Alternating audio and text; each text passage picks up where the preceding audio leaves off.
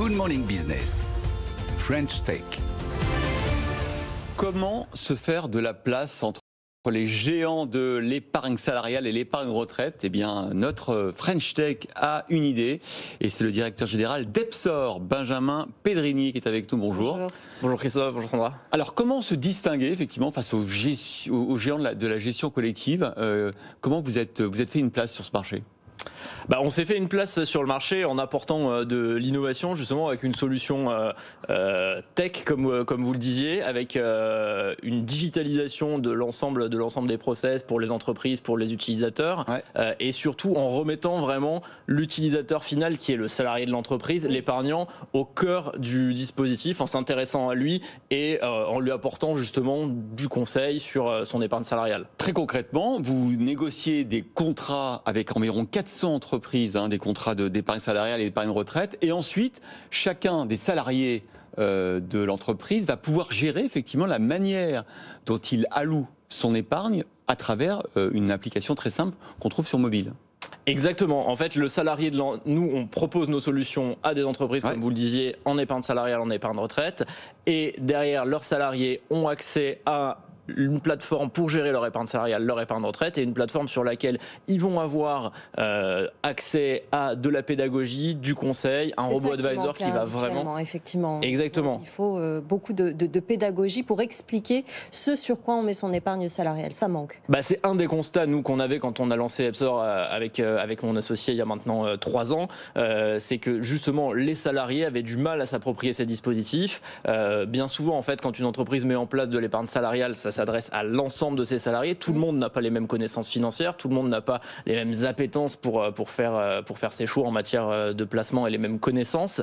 Et donc bien souvent les salariés sont perdus, se retournent vers leurs voisins à la machine à café pour faire leur choix en matière de placement. Mais votre choix en matière de placement n'est pas forcément le même que celui de Christophe, parce que vous n'avez pas les mêmes projets de vie, vous n'avez pas les mêmes besoins, vous n'avez pas le même patrimoine financier peut-être, et donc du coup vous n'allez pas placer votre épargne de la même façon. Et vous avez un prisme chez Epsor, c'est celui de l'investissement socialement responsable, c'est-à-dire que vous avez une sorte de robot de scan qui analyse toutes les propositions aujourd'hui en matière de gestion sur l'ISR ou en tout cas les fonds responsables, et c'est vos épargnants investissent davantage que les autres en matière d'ISR, du coup? L'ISR, effectivement, c'est quelque chose qui nous tient vraiment à cœur. Dans le cadre, nous, de notre robot advisor qu'on a mis en place, ce robot va interroger les épargnants sur leur thématique d'épargne, et la thématique ISR est celle qui ressort vraiment en tête. On sent aussi côté entreprise qu'il y a une vraie demande sur ces thématiques-là. Les enjeux de RSE sont de plus en plus importants.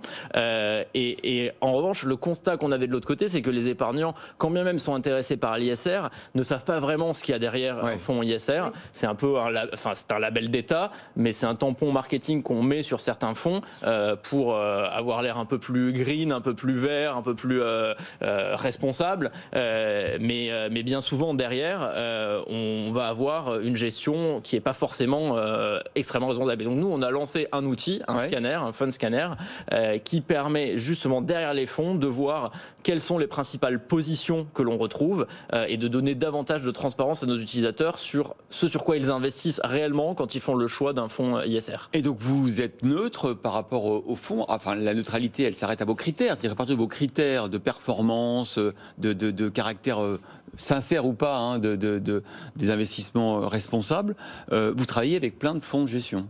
On travaille alors avec plein de sociétés de gestion. Aujourd'hui, on a plus d'une quinzaine de sociétés de gestion partenaires et un univers de fonds qui fait une cinquantaine de fonds. Mais on est effectivement complètement neutre dans nos choix. On a une direction des investissements en interne avec un directeur des investissements qui a été gérant pendant une quinzaine d'années et qui a vraiment de l'expérience dans cette matière-là.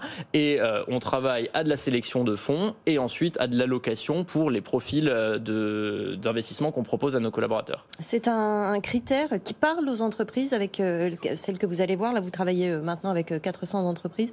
C'est quelque chose qui leur parle aujourd'hui de toute façon?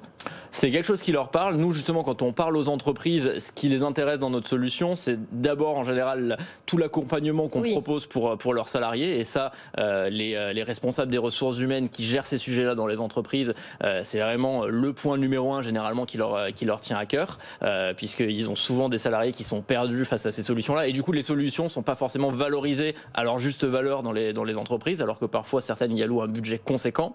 Un autre élément, effectivement, c'est ce qu'on apporte en termes de gestion, et donc du coup, toute cette architecture ouverte et la performance qui va avec, puisque justement, comme on propose de l'architecture ouverte, qu'on va faire cette sélection de fonds auprès des meilleurs gérants du marché, et qu'on est capable parfois de déréférencer certains fonds quand on considère qu'ils ont été mauvais sur une certaine période, bien justement, ça apporte une performance nette in fine aux salariés des entreprises qui est supérieure, et donc ça parle aussi aux responsables RH quand on va les voir. Et comment vous les rassurez face aux géants que sont Amundi ou par exemple Natixis? On se dit, quand même, Epsor, je suis sûr que l'argent de mes salariés sera en sécurité? Effectivement, c'est vraiment le point clé quand on est un nouvel entrant sur un marché comme ça qui est tenu par des gros acteurs historiques, et surtout sur un secteur financier. On va toucher à l'épargne des collaborateurs, qui est vraiment un sujet sensible à juste titre. On leur dit que nous, en fait, on travaille avec des partenaires qui sont des partenaires pour le coup beaucoup plus solides, on va dire, et qui ont des agréments. C'est-à-dire que notre solution, c'est une interface à destination de leurs utilisateurs, de leurs salariés, pardon. Mais derrière, nous, on travaille avec un assureur qui est Société Générale. On travaille avec une banque qui est aussi Société Générale pour proposer les enveloppes d'épargne, et donc aucun flux financier, que ce soit de l'entreprise ou des salariés, de transit par des comptes d'Epsor. Tout est géré par notre teneur de compte en épargne salariale qui est Société Générale, ou notre assureur sur nos contrats d'épargne retraite. Il y a un lien capitalistique avec la Générale ou bien? Il n'y a aucun lien capitalistique avec Société Générale. Aujourd'hui, on est une entreprise qui est capitalistiquement indépendante, détenue par mon associé et moi, et des fonds d'investissement qui nous ont rejoints, mais aucun lien. Merci beaucoup, Benjamin Pedrini, cofondateur et directeur général d'Epsor.